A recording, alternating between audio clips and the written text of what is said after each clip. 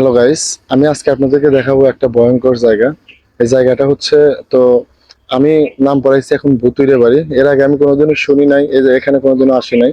তো ভুতুড়ে বাড়ি, তো কালকে আমার সাথে অনেক ভয়ঙ্কর একটা জিনিস ঘটনা ঘটে গেছে।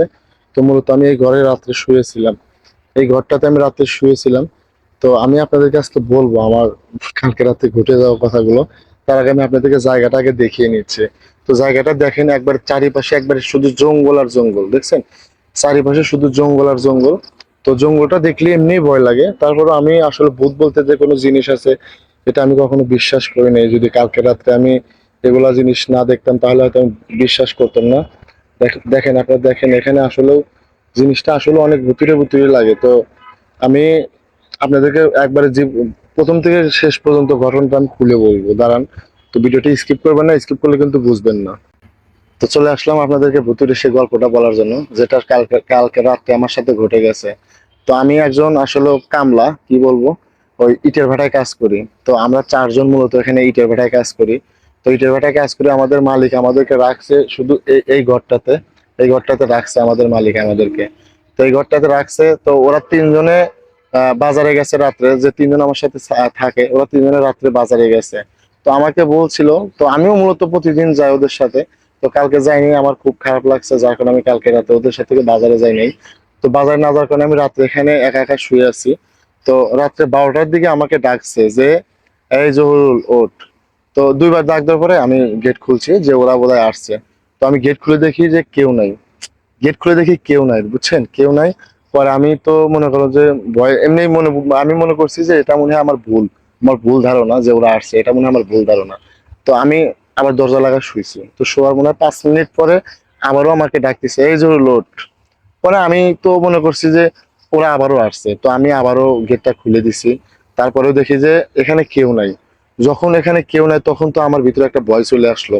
তো ভিতরে ভয় চলে আইছে, ভয় চলে আসার পরে আমি ওই রাইট মেরে না, আমি মোবাইলের টর্চ মেরে মেরে না আশেপাশে দেখতেছি যে ওরা বোধহয় আমার সাথে শয়তানি করতেছে।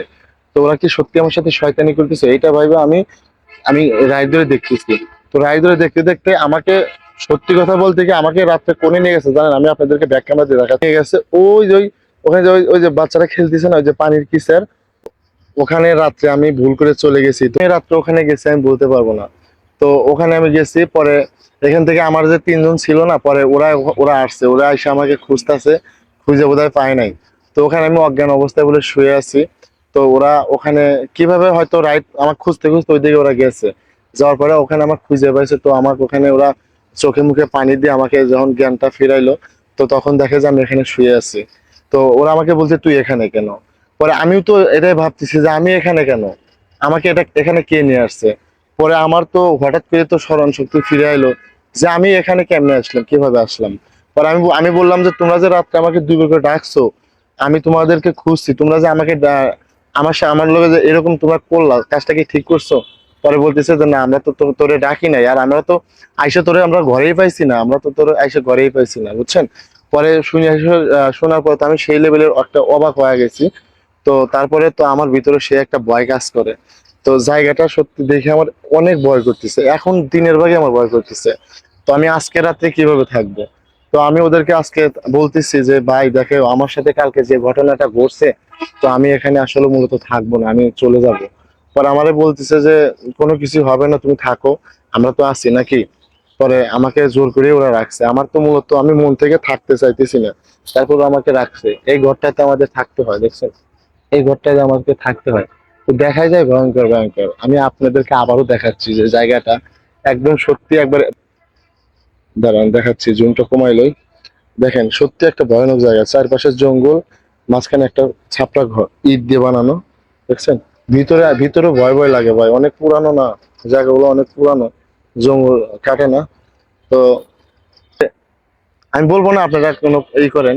তো আপনারা সবাই সতর্কভাবে থাকবেন, রাত্রে কেউ যদি ডাকে আপনারা যাবেন না, এটাই আমি আপনাদের কাছে অনুরোধ করব।